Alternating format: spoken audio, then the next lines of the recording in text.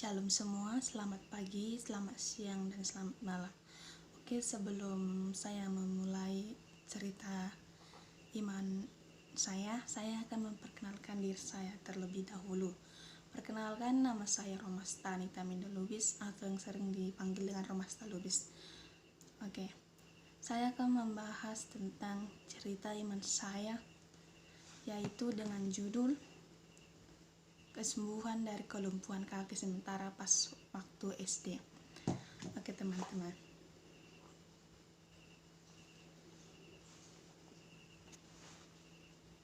masa anak-anak adalah masa yang paling menyenangkan bagi semua orang ya.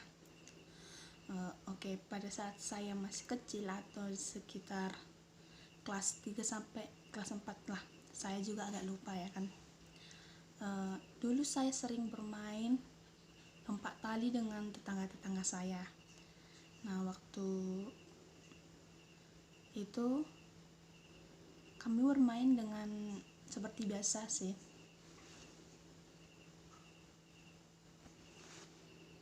Oke, waktu kecil permainan tradisional itu sangat digemari oleh anak-anak, seperti lompat tali, main kelereng, ataupun permainan petak umpet dan sebagainya. Oke, karena kami seorang perempuan dan teman-teman saya juga seorang perempuan, kami biasanya memakai permainan lompat tali. Oke, dalam lompat tali ini cukup menarik ya, lompat tali. Oke, waktu kelas 3 lah ya kan. Kelas 3 SD saya sering bermain lompat tali. Pas pulang sekolah, saya bermain itu di depan rumah tetangga saya yang kebetulan dekat sekali rumahnya ya. Oke. Hampir setiap hari sih kami bermain lompat tali. Nah, di dalam lompat tali seperti biasa ya, kan terkadang ada yang tingkatannya itu terkadang ada yang tinggi, rendah. Yang paling tinggi nanti sampai yang ke ini, paling tinggi. Nah, oke. Setelah itu kami bermain seperti bagaimana biasanya orang bermain. Nah, waktu itu giliran saya yang akan melompat. Pas saya mau melompat itu sekira-kira talinya seperti ini ya, panjangnya kayak gini, vertikal ke sana. Nah, oke. Setelah saya melompat, saya terjatuh. Nah, setelah saya terjatuh, kaki saya itu sakit, gak bisa berdiri gitu. Nah, padahal seperti biasanya saya lumayan jago lah dibilang kan, bukan untuk puji diri tapi emang gitulah. Setelah saya terjatuh, saya nggak bisa angkat kaki saya, nggak bisa berjalan gitu kan. Udah saya bilang sama kawan saya nggak bisa berdiri, saya nggak bisa berjalan. Udah saya menangis dan teman-teman saya memanggil orang tua saya dan bertanya kenapa, katanya kan. Udah saya bilang kaki saya nggak bisa berdiri, nggak bisa digerakkan, saya bilang.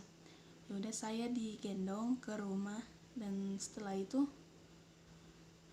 ya saya ditaruh di tempat tidur.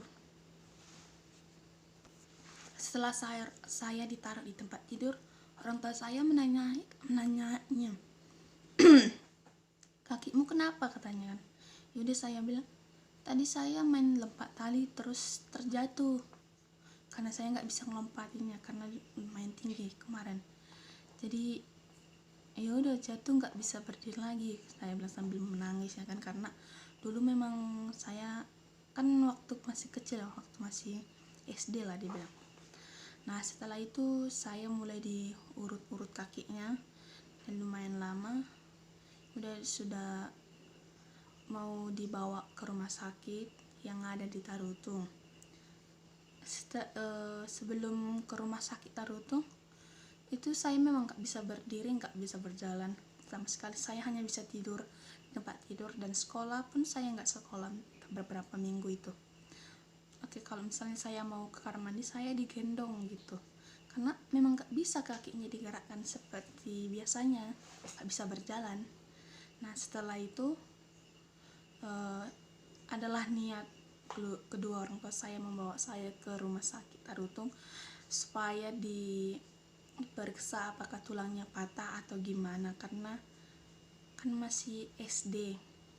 Nah setelah itu pas mau berangkat itu mau ke Tarutung, tapi nggak jadi ke Tarutung, kami jadinya ke Pangaribuan, ke rumah mak tua saya. Nah di sana itu ada setelah berbincang-bincang orang tua saya mengenai kakek saya, itu mereka membawa saya ke sebuah rumah, kurang tahu di mana itu tapi masih di Pangaribuan. Nah setelah itu kalau katanya itu berobat kampung ya, atau berobat hutan. Nah, kalau misalnya ada yang nggak tahu gitu. Nah pas di situ saya dikatakan ada yang sengaja membuat ulah gitu untuk mempermain-mainkan gitu. Tapi ya udahlah, kan banyak orang yang berniat jahat, karena kita tahu rambut itu cuma sama-sama hitam tapi hati kita nggak ada yang tahu gitu. Nah setelah saya dibawa ke tempat berobatnya, yang saya ingat itu obatnya cuman jeruk purut kalau nggak salah. Kalau ada misalnya nggak kenal jeruk purut, itu yang biasa seperti digunakan untuk membuat pecel atau nggak gado-gado. Nah itu lumayan harum. Oke, setelah itu obat saya itu memang jeruk purut itu. Setelah itu cara penggunaannya itu diparut baru airnya itu diminum. Nah di situ saya baru tahu kalau itu rasanya itu pahit sekali. Kalau saya bilang melebihi pahitnya dari obat yang seperti biasanya, karena memang obat ya saya harus terpaksa minum ya gitu. Nah setelah saya minum ya udah lama kelamaan udah mulai membaik. Nah anehnya teman-teman, pas udah mulai agak-agak bisa lah kan berjalan, pagi siang itu saya bisa berjalan, saya bisa berlari-lari, bisa bermain, mengejar-ngejar sama anak tua saya juga kayak gitu. Saya bisa berjalan lah, berlari.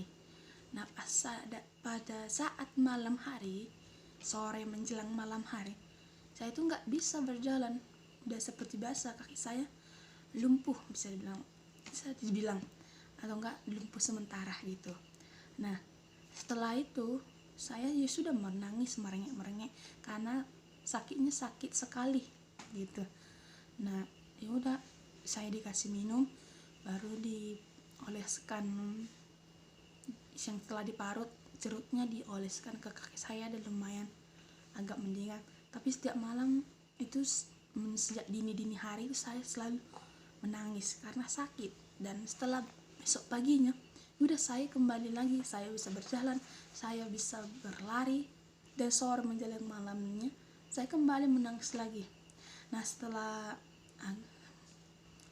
sudah lama mulai sembuh, saya mulai menyadari bahwa semua yang kita lakukan itu harus dibarengi dengan doa.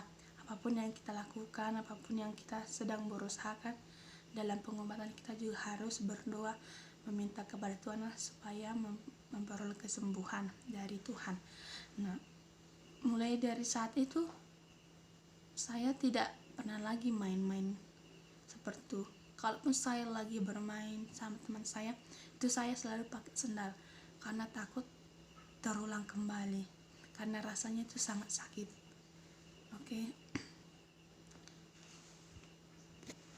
Oke. Dan kita harus tahu bahwa keajaiban Tuhan itu nyata bagi mereka yang benar-benar menerima Tuhan. Tapi karena mungkin saya masih kecil kemarin, jadi masih polos, masih ibarat kata Tuhan masih dengarlah doa-doanya. Tapi saya nggak tahu kalau sekarang, karena saya juga sudah mau beranjak dewasa dan mungkin banyak melakukan dosa-dosa gitu. Nah setelah saya mulai sembuh, itu semua itu campur tangan Tuhan yang saya rasakan, karena saya bisa memperoleh kesembuhan. Nah oleh karena itu kita juga harus rajin meminta pertolongan dan mengikut campurkan Tuhan di dalam semua rencana yang kita lakukan, baik itu dalam keadaan suka maupun duka, karena Tuhan adalah penyelamat hidup kita yang sejati.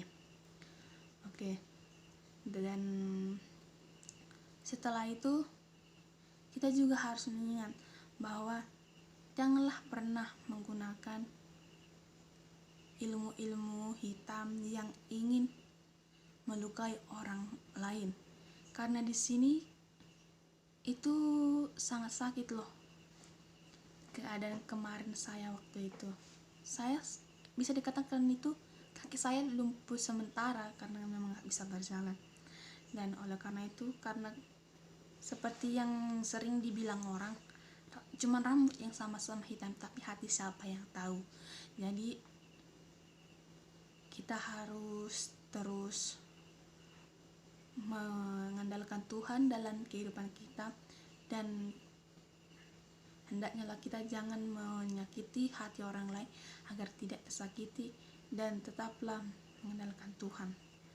Dan begitulah cerita saya serta iman saya. Mungkin kalau ada kata-kata yang kurang menarik atau kurang mengenakan bagi teman-teman sekalian, mohon dimaafkan karena saya cuma manusia, saya bukan manusia sempurna seperti Tuhan.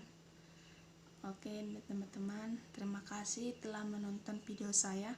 Semoga video serta iman saya ini menumbuhkan rasa terima kasih kita kepada Tuhan Yesus, karena di dalam setiap pergumulan kita, dalam setiap kegiatan kita, Tuhan selalu ikut campur dalam semua urusan yang kita lakukan. Oke, terima kasih, sampai jumpa, shalom.